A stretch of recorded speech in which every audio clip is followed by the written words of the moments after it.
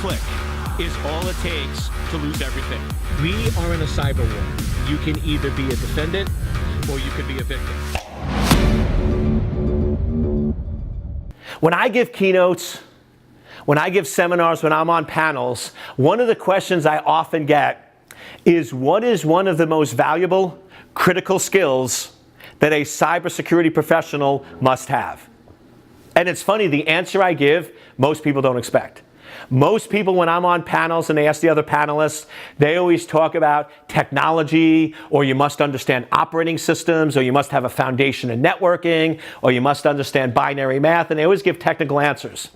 And my answer is, if you want to be a very effective cybersecurity professional, you must be able to read a balance sheet. You must be able to understand finances and speak finances. Why?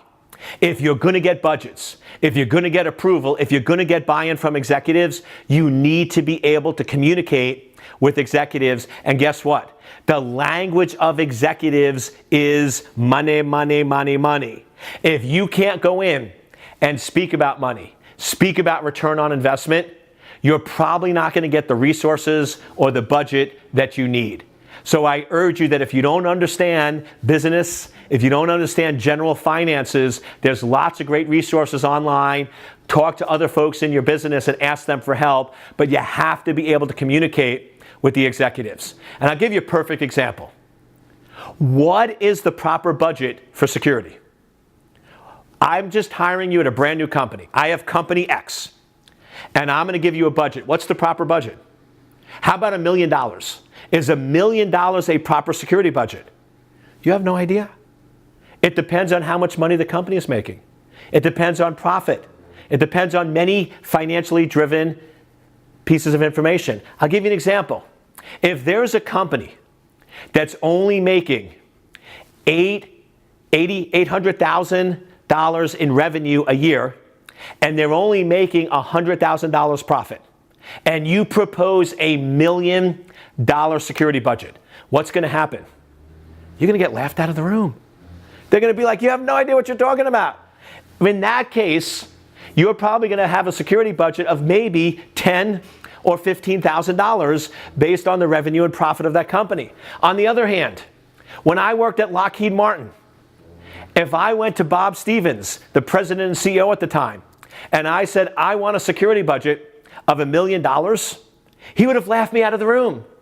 Why? Lockheed Martin is a multi-billion-dollar company, and $1 million security budget is way too low. The budget was much, much bigger for that organization. So my question to you is this. If you don't know the general finances, if you don't know the profit and loss, if you don't know what products are making a lot of money and what products are losing money, how do you know what to protect? How do you know what's your critical data? And how do you know how much money to ask for? And to me, that's probably one of the biggest mistakes that I see security professionals make, is they don't understand the context of what they're asking for.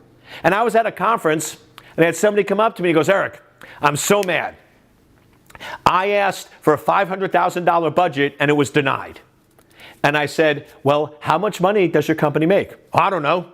Well, what are your key products? Well, I don't know. Well, what are the profitability of those? I don't know. And I said, then how can you be mad?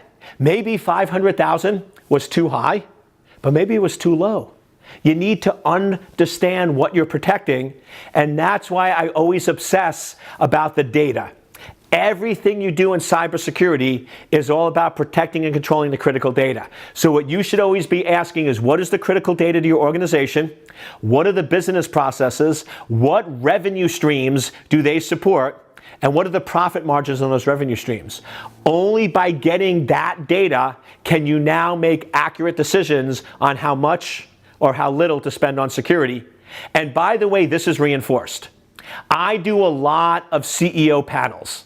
Just a couple of weeks ago, I was in New York, and I was sitting down with 11 CEOs from Fortune 100 companies, and we always talk about security.